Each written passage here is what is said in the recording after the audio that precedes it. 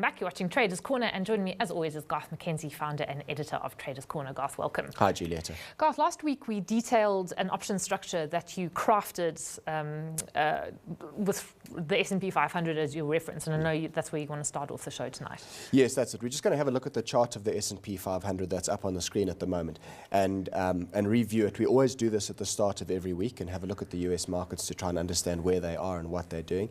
The option structure that you refer to is on the right-hand side of the diagram over there, and that's basically just the payoff profile of this put spread option structure that we did last week.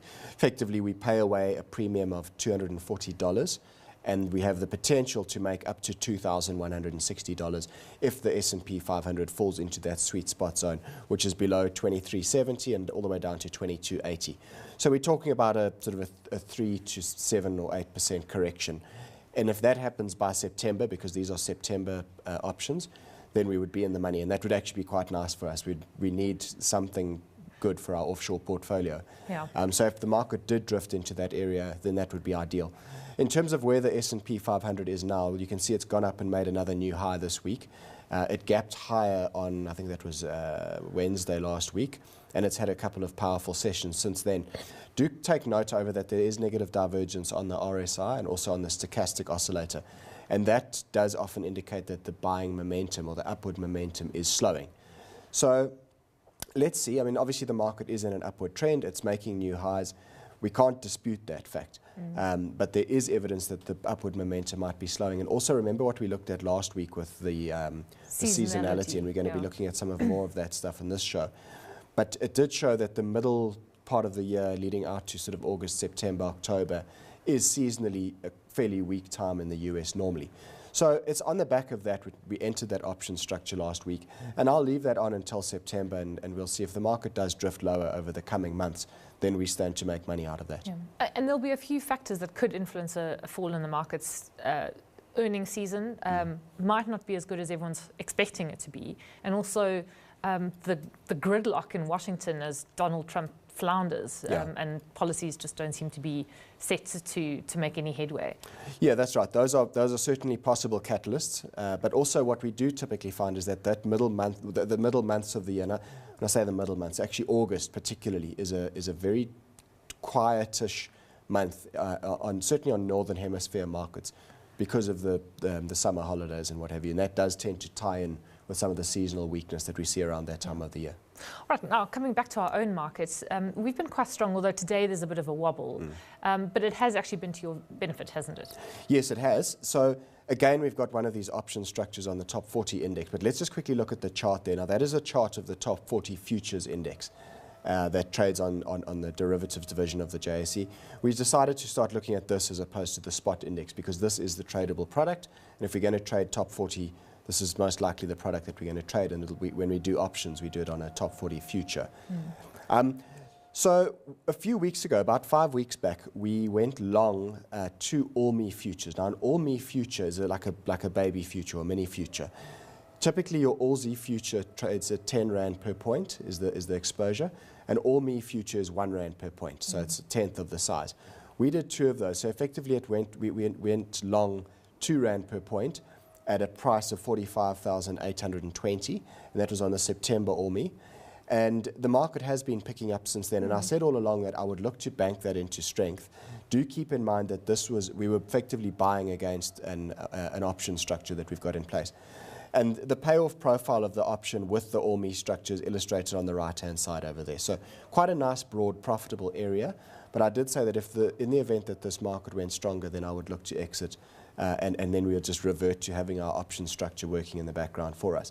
Now, what seems to be happening today is that we might be getting an evening star reversal over here. An evening star reversal occurs where you get an up day, like we saw 3 days back. Then we get what's called a doji candle. It looks like a little plus sign or a little cross. And then you get a down day that follows that. And what that signals is that over the 3-day period, you've effectively got an up day followed by a day of equilibrium where neither buyers nor sellers really won the battle on the day.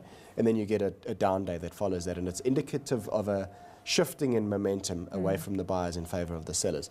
So when you get a reversal like that, we call that an evening star reversal, and that often is a sell signal. The day's not over yet, so I may be jumping the gun here, but certainly that's what it looks like to me, right? And based on that, I've decided to sell out our ALMI futures. We've sold the two of them at 47,420.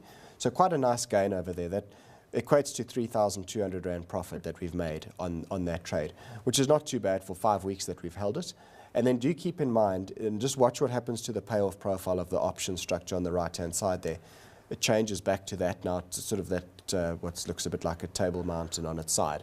And effectively, that is how our put spread option structure looks without any hedges or any long ALMI futures against it.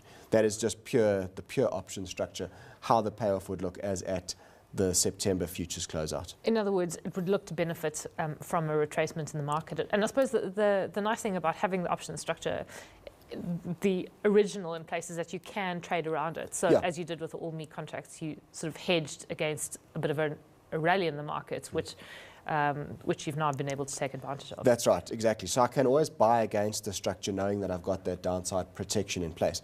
But now as I look at it and I think, well, the market is quite stretched, it looks like it might come back a little bit, I'm happy to remove that long position from our account and see if the market does pull back. Most likely I'll then go back in and buy some ALMI futures again, knowing that I've got the downside participation from those options. Okay, so that's a trade that's worked out quite nicely. What about the short position that you took in Barloworld? Because that doesn't seem to be working out according to plan, but you appear to have a longer-term view on this. Yeah, I'm going to sit tight with it for the moment. It started off looking quite good for us. So what we did about 2 weeks ago, we went short on Barloworld, and at that stage my thinking was that the stock had broken down below this lateral support area that came in at about 110, 111 Rand. And you can see the share price was consolidating below there. It then pushed up, it reversed down from the underside of the 50-day moving average there and began to move lower. And my thinking was that that looked like a bear flag structure that was going to break to the downside and that we'd see continued downside pressure on it. It looked good for about 3 days, but it started to perk up again since then.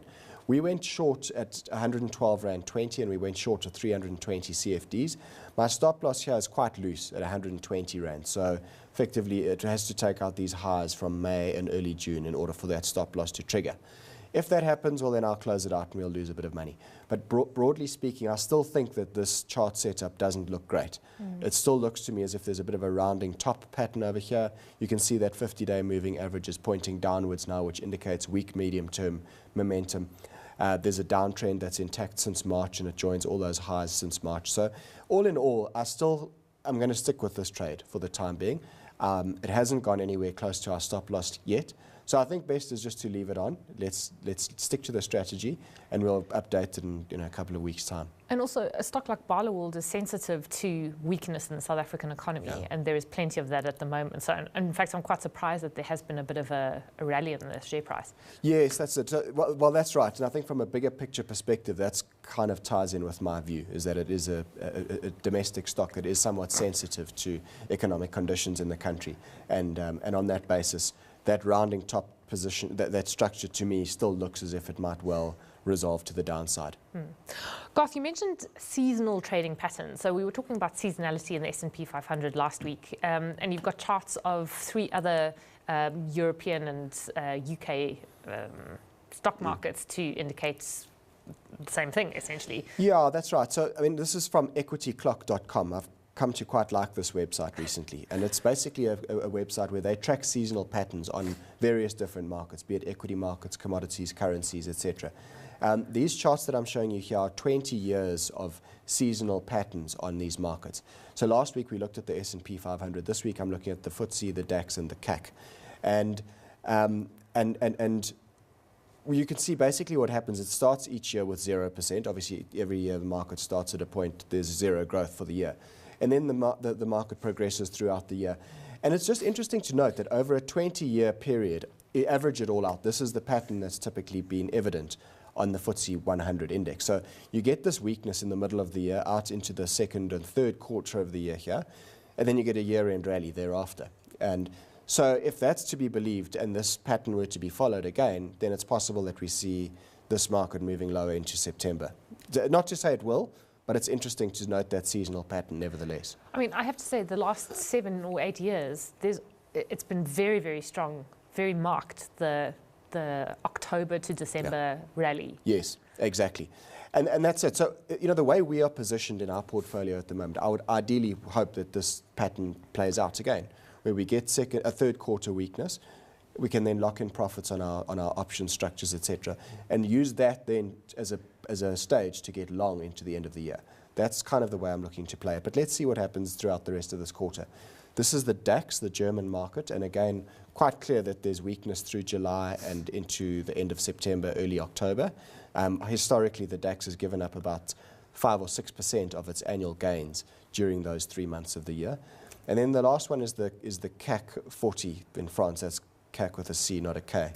And you can see that it's weak in the third quarter of the year. I'm just thinking that maybe the CAC or the CAC 40 is what our own market should be renamed. If you consider what it's done over the last 3 years. Yeah, actually, that's a very good idea. Maybe we should suggest that to the JSE. I'm not sure they'll take it kindly. No, probably not. But also note here that, again, you've got this third quarter weakness evident there. And so these are all the European markets. So it kind of makes sense that they would track each other fairly closely. But the point I want to make is that we are fairly well positioned. If this seasonal pattern carries on in the third quarter of this year, we've quite well positioned for that. So let's see what happens. But in an ideal world, if we see a bit of weakness now, we're well positioned, then we can look to take advantage of the potential for a rally into the end of the year after that. I mean, if you were going to take advantage, or if you were going to look to set yourself up in order to take advantage of a rally, would it be an option structure, or would it just be a naked long position that you would take against any of the markets that you've illustrated here? Yeah, it could be any one of those. And, because these option structures, although a lot of the time I've used them with a bearish bent, you certainly can create a bullish option structure. And we're going to discuss basics of options on next week's show, actually. So it's possible I could either make use of a naked long with a stop loss, or use a bullish option structure, or maybe a combination of the two. But I think let's get the third quarter out of the way first and see how we fare, and then we can make a call for the final quarter of the year after that. Yeah, let's not run ahead of ourselves. Garth, what does the portfolio look like, given that there's been quite a lot of activity, having had, I guess, a couple of months where nothing really seemed to happen? You have been trading a little bit more actively, but is it playing out in the numbers? Well, sort of, it is and it isn't. So, I mean, this South African portfolio does move around quite a lot at the moment because of the theoretical mark-to-market valuation of that option structure. It's come off this week, actually. You can see we're still up 10.7% for the year to date, but that's down from 20% that we were up last week. So, and that really has to do with movements on that option structure. You can see there the 3,686 Rand is what we're theoretically up on the options. We've taken our profit of 3,200 Rand on the ALMI futures, and then our Barlow World position is sitting with a loss of just over 700 Rand. Yeah. So that's the South African portfolio. Then the offshore portfolio in pounds, remember we start with 10,000 pounds. This one's not looking so good. It's still down 6.7% for the year to date. But it does include that option premium on the S&P 500. If we see weakness into the third quarter of the year now, this structure puts us very well positioned to actually turn that situation around. And then to end off with, you've got a course coming up next month? Yes, on the 19th of August, I'll be in Joburg presenting a high probability trading course. So anyone that would like to attend that, please send me an email, garth@traderscorner.co.za, and I'll send you all the details. And just a reminder that you can also get a weekly update. Yes, if you go to traderscorner.co.za, you can go to the middle of the page there, and you'll see there's a link for a free weekly email. We send out every Tuesday at lunchtime, we send out an email detailing what's coming up on the show for the week ahead. So if you'd like to receive that, go to the website, subscribe. It's very simple and straightforward to do. Great. Garth, we'll leave it there. Thanks as always for joining us. Garth McKenzie is founder and editor of Traders Corner.